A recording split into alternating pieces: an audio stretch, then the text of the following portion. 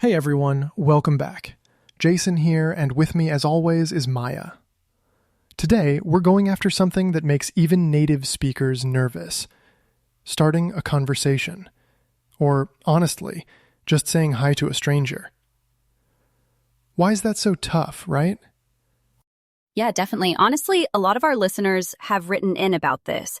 Even after you learn a bunch of English words and phrases, actually opening your mouth and talking to someone new, that's another level of scary. Seriously.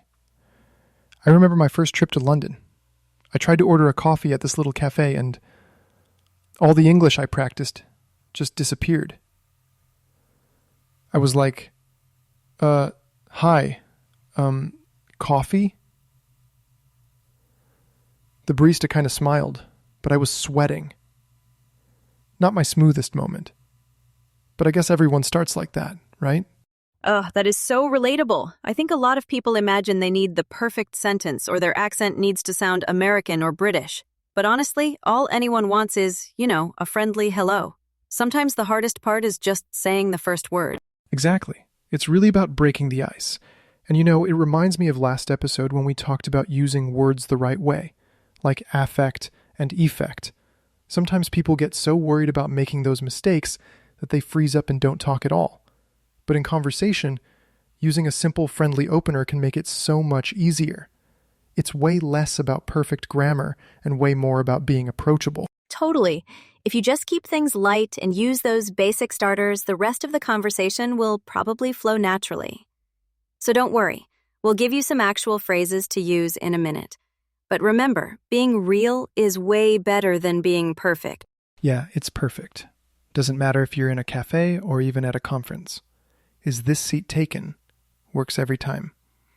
And if you want to keep it going, you could follow up with, do you come here often? That classic line. Sounds like a movie, but I swear it actually works in real life. Okay, let's do a quick role play. Jason, you be the stranger. I'll walk up. Ready? All right. Bring it on. Excuse me, is this seat taken? Oh no, go ahead. It's all yours. Thanks.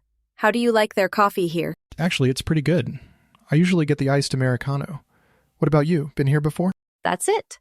So smooth. And you hardly need any fancy grammar for that. All right, next starter. What brings you here today? That one's great for networking events or even at the gym, right? Yeah, or even at a party or class. Like, hey, what brings you here today? Super natural. Okay, number 3. Have you been here before? That opens up a ton of follow-up options, especially if you're both kind of new somewhere. And don't forget, I like your something. Like, I like your bag or I like your shirt. Compliments are such a good door opener. I mean, who doesn't like a compliment? For real. Plus, if you add a question, it keeps things rolling. Like, I like your shoes. Where did you get them? Suddenly, you're not strangers anymore. And the last one, number 5, is super basic, but works all the time. Hi, my name is Jason. What's yours? I know, it sounds obvious, but sometimes we forget just introducing ourselves can make all the difference. So true. Try out one. And I mean, even if it feels awkward at first, it gets easier every time. Just like we practiced misused words last episode, this is about practicing real-life phrases. You'll feel way more confident, promise. But let's be real. Just having these phrases isn't always enough, right? Conversation anxiety is a thing. Even if you know exactly what you want to say, your heart's pounding and your brain just freezes. What do you do then? Yeah, I mean, it's so normal. Honestly, sometimes before approaching someone, I'll just take a deep breath and try to picture a good outcome, not the worst one. Sounds cheesy, but positive visualization, like seeing yourself starting that conversation and it going fine, really helps. Absolutely, and I like to set little tiny goals, like today I'm just going to say hi to one new person. That's it. If you make it a game, suddenly talking to strangers gets less scary. Did you ever do that thing where you smile at the barista just to practice? All the time. Sometimes it's just about warming up. Also, mistakes are completely normal.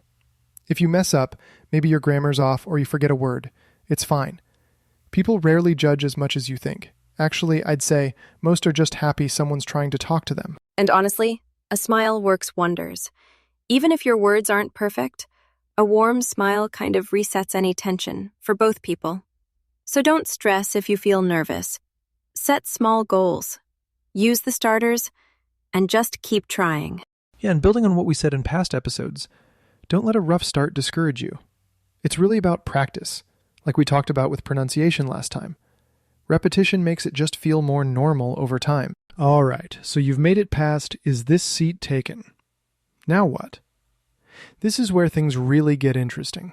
How do you keep the conversation going, Maya? Honestly, ask follow-up questions that show you're listening. Like if someone says, I usually order the iced Americano. Don't just say, cool. Say, oh, is that your favorite drink? Or, do you like sweet coffee or more bitter? That curiosity keeps everything moving. Yeah, active listening is a huge deal. Words like, that's interesting, or tell me more about that, make people feel heard. I remember this time on a train, I noticed someone reading a book I liked. I just said, hey, I love that author. What do you think of the book? Suddenly, we're talking for half an hour about thrillers. Compliments really can lead to genuine conversations if you follow up right. That's such a good one. I mean, at the end of the day, showing real interest is what matters. If you just keep saying, I see, or that's interesting, but never follow up, it might sound fake. But a good, oh, I've never tried that, what's it like, keeps things alive. And don't be scared if there's a small silence, too. Sometimes the other person just needs a second to think. Yeah, totally. Even native speakers get nervous or blank out sometimes.